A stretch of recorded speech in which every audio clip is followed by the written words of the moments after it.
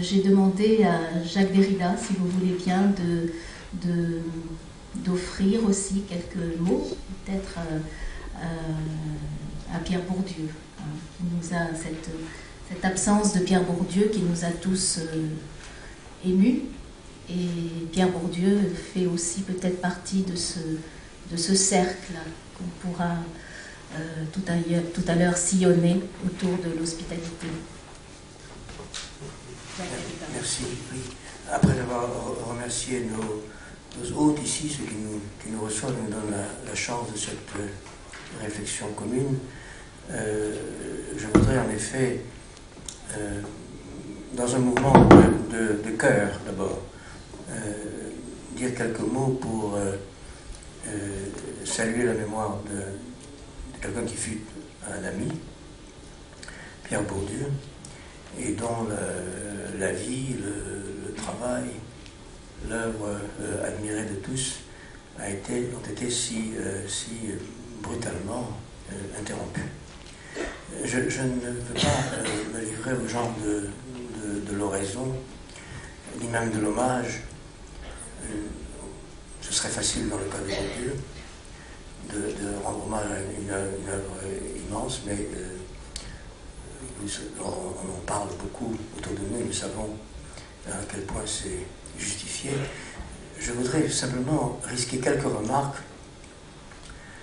à la fois personnelles et publiques, au sujet de ce que Bourdieu m'a donné à penser et à partager avec lui quant à l'hospitalité.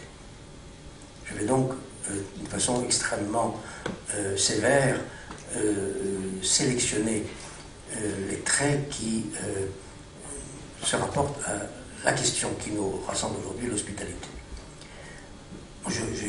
Bourdieu est mon ami depuis 50 ans, nous étions étudiants ensemble, mais nous nous sommes retrouvés, après des études communes et beaucoup de lieux et d'expériences partagées, nous nous sommes retrouvés en Algérie, pendant la guerre. Moi, à ce moment-là, j'enseignais dans une école d'enfants de troupe, j'étais militaire sans uniforme, et Bourdieu avait terminé son service et travaillait déjà en Algérie comme sociologue. C'était ses premiers travaux de sociologie en Kabylie.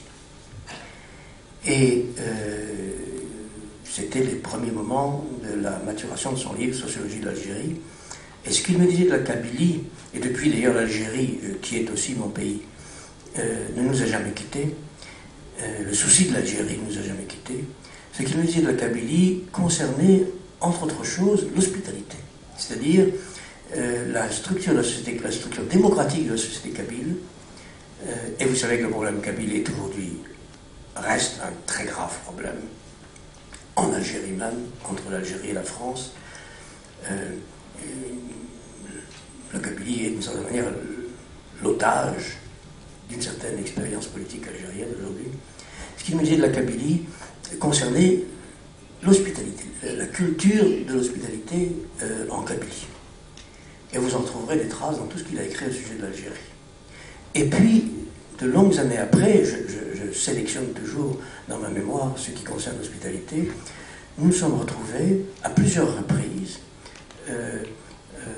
associés dans des projets qui tous, directement ou non, concernaient l'hospitalité politique et l'hospitalité au-delà du politique.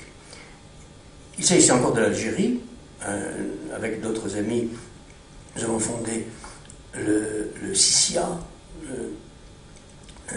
qui est un rassemblement international destiné à soutenir, le soutien international aux intellectuels d'Algérie, à soutenir et à accueillir en France les intellectuels algériens qui, dans les temps que vous savez, et pour les raisons que vous savez, se trouvaient contraints de menacer qu'ils étaient en Algérie, de quitter leur pays. Et nous avons organisé, avec Bourdieu et d'autres naturellement, l'accueil en France, l'accueil à la fois matériel, intellectuel, culturel, d'écrivains, d'intellectuels, d'universitaires algériens.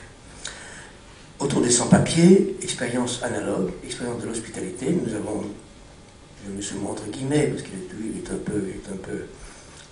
peu fatigué, milité nous avons écrit des lettres de protestation au ministre de l'Intérieur de l'époque, Pasqua, pour protester contre les lois qui limitaient l'hospitalité et l'immigration, hein, ou devant le non-respect, pour protester contre le non-respect de la France des lois existantes. Nous reparlerons tout à l'heure, je suppose, dans le débat qui va suivre, des lois de l'hospitalité au sens à la fois législatif, juridique, des droits positifs, et puis des lois de l'hospitalité au-delà du juridique, au-delà du politique. En tout cas, nous protestions contre une politique française qui non seulement ne respectait pas les lois métapolitiques, méta-juridiques de l'hospitalité, mais ne respectait pas souvent les conventions de Genève et les lois existantes de l'hospitalité. Sous le gouvernement dont Pasqua était le ministre de l'Intérieur, mais ça n'a pas cessé à propos de la régularisation des sans-papiers, sous chevènement, etc. Bon, ça c'était un de nos lieux de rencontre et de travail en commun.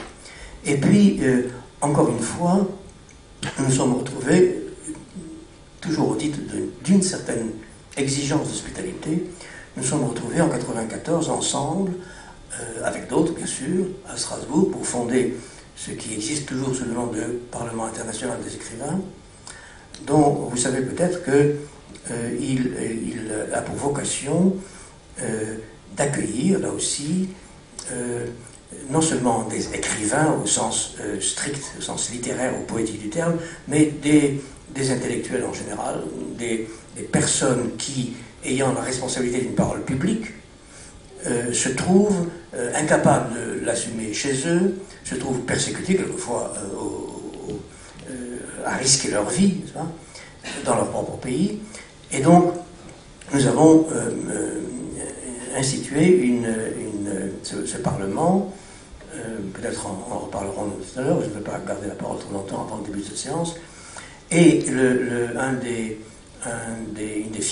grandes figures qui nous ont guidés dans la politique de ce Parlement international des écrivains, c'est ce qu'on appelle les villes-refuges. Et les villes-refuges sont vraiment dans une tradition à la fois biblique et moyenâgeuse. Ce sont des villes qui offrent précisément un refuge, une hospitalité à ceux qui sont poursuivis, persécutés dans leur propre et nous avons pris pour guide cette idée qu'une ville autonome avait plus d'autonomie, de liberté que l'État pour pratiquer une hospitalité que l'État, souvent, ne voulait pas pratiquer lui-même. Et nous avons ainsi déployé un réseau de villes-refuges en France et dans le monde entier. C'est une des réussites de ce Parlement international des écrivains. Et naturellement, j'aime à penser et à rappeler aujourd'hui que Bourdieu fut, avec d'autres amis, l'un des initiateurs de ces villes-refuges. Alors voilà, c'est à ce titre-là, il y aurait beaucoup d'autres titres encore à le faire, à ce titre-là que je voulais que nous adressions un signe de reconnaissance et un salut à la mémoire de non seulement ce grand sociologue, mais ce grand intellectuel engagé que fut mon ami Pierre Bourdieu. Merci.